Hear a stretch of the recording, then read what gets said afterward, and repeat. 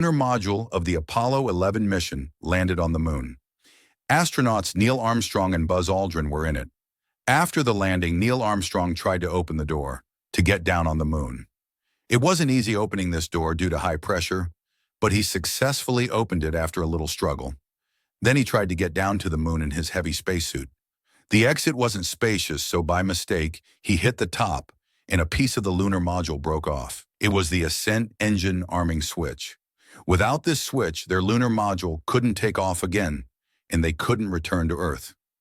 Unaware of this, Neil Armstrong got out and small step for man, one giant leap for mankind. That they filmed the scenes on Earth and lied to the world. How else do you explain the flag fluttering without air? Truth to it. 2, 1, 0, all engine running. We choose to go to the moon in this decade and do the other things. Not because they are easy, but because they are hard. Houston, we see you on a stereo, over. Tranquility Base here. The Eagle has landed. That's one small step for man, one giant leap for mankind.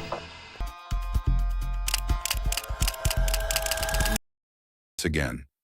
1 week later, the then President of America, John F. Kennedy, wrote a letter to the Vice President dated the 20th of April, 1961. He asked the Vice President how they could beat the Soviet Union. By putting a laboratory in space or by a trip around the moon. Decade is out of landing a man on the moon and returning him safely to the Earth. 1961. There were no smartphones, no internet. There wasn't even GPS technology. The computers were so slow and old, in such times, he was promising to send humans to the moon. Were all unmanned missions for further testing. In Apollo 4, Apollo 5, and Apollo 6. Apollo 8 mission was launched in which 3 astronauts were sent near the moon. 3 months later, in March 9, to the Vice President dated the 20th of April, 1961. He asked the Vice President how they could beat the Soviet Union. By putting a laboratory in space or by a trip around the moon. Are we working 24 hours a day on existing programs?